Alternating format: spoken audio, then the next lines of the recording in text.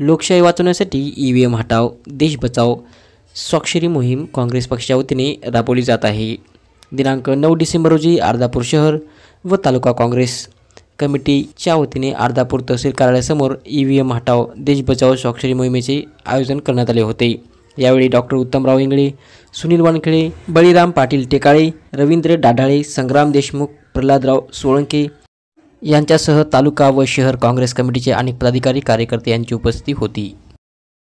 वानखेडे मी तालुका Congress committee अध्यक्ष। आमच्या पक्षातर्फे ही मागणी आहे की आम्हाला EVM मशीन नको, बॅलेटवर मतदान हवं। याविषयी आम्ही सह्याची मोहीम चालू केलेली आहे। कारण महाराष्ट्रामध्ये आलेली गव्हर्नमेंट ही EVM गव्हर्नमेंट आहे। EVM मध्ये 7.5% मताची तफावत झालेली आहे। कालच महाराष्ट्र प्रदेश अध्यक्ष नाना पटोलेजीने सांगितलं। त्यामुळे ही गव्हर्नमेंट EVM गव्हर्नमेंट आहे। EVM विषयी शासनाने जेव्हा EVM आली होती मशीन, तेव्हा शासनाने स्पष्ट केलं की अपवादात्मक परिस्थितीमध्ये EVM मशीन वापरायची, पण सरसकट EVM वापरू नये, ज्याच्या आधारे जनमत प्राप्त करतायत हे नको आहे। काल मार्कडवाडीमधली जी घटना झालेली आहे, मार्कडवाडीमध्ये लोकांनी परत त्या EVMवर डाऊट असल्यामुळं मतदान घ्यायचा प्रयत्न केला होता बॅलेट पेपरवर। ते निवडणूक आयोगाने त्यांच्यावर विविध गुन्हे दाखल करतो म्हणून ते रोखलं।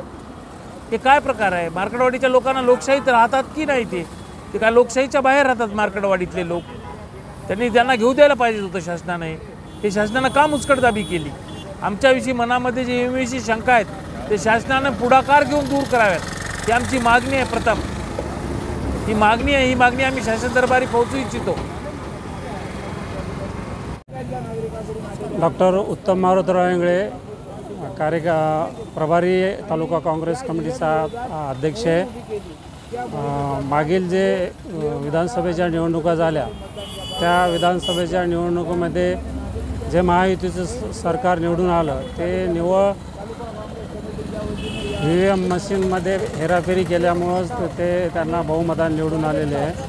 आणि काँग्रेस कमिटी महाराष्ट्र काँग्रेस कमिटीनं या मशिनीमध्ये जे फेरफार झाला किंवा हेराफेरी झाली त्याचा निषेध करण्यासाठी पूर्ण महाराष्ट्रभर EVM मशीनच्या विरोधामध्ये EVM हटाव देश बचाव अशी मोहीम सुरू केलेली आहे। आणि त्या मोहिमेचाच एक भाग म्हणून आज अर्धापूर तालुक्यामध्ये आम्ही आज स्वाक्षरी EVM मशीनच्या विरोधामध्ये स्वाक्षरी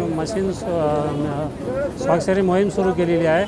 आणि त्याचाच एक भाग म्हणून आज आम्ही इथं स्वाक्षरी घेणार आहोत।